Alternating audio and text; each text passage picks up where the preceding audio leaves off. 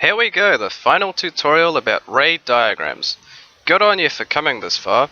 We're going to see how to draw ray diagrams for convex lenses. A convex lens has two foci, just like concave ones do.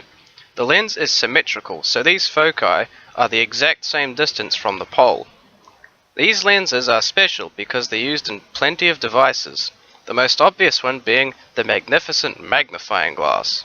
If you want to make a page in a book easier to read, this lens is the one for you. However, the distance between the lens and the page matters, because as with a concave mirror, that distance affects the nature of the image. It could be real or virtual. First, let's see how to form a real image with a convex lens. Once again, we have our axis, pole, lens, and the two foci. Our object is sitting way outside the focal length, thinking about mice. Now to add some light rays. The first ray, as usual, comes from the object and goes in parallel to the axis. It hits the pole and refracts toward the focus on the other side. This is like what a concave mirror does, as in both cases, incoming rays are focused onto this point. For this reason, convex lenses are also called converging lenses.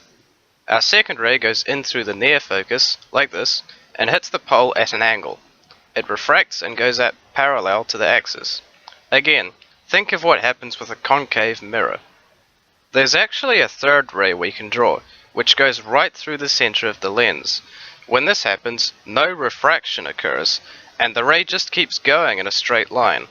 This happens with concave lenses too, but is more important for convex ones, as you'll soon find out.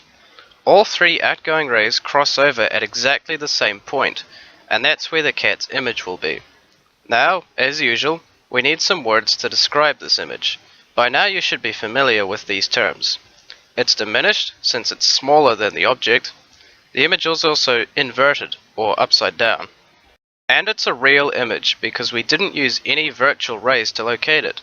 This is what you get when you hold a magnifying glass far away from something, like a distant tree. The tree will appear small and inverted in your glass. It also explains how you can focus sunlight onto an insect and give it a tattoo. For the second and last case, the cat has moved very close to the lens. It's within the focal length, and we're going to see how this creates a virtual image. It starts out the same as before, with an incident ray parallel to the axis. This one refracts out through the distant focus. But now there's a change. We can't draw a row that goes in through the near focus and out parallel. If we try, that ray just goes behind the cat and never hits the lens. Not good for business. Instead, we draw a ray that goes straight through the center. This is where that ray really becomes useful. There's an added complication though. It still doesn't converge with the first refracted ray. Do you remember what we do in this situation?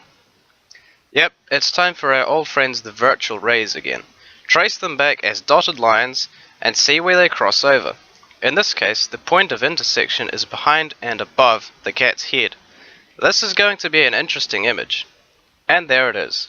By sitting within the focal length, the cat has produced an image of itself that is on the same side of the lens as it.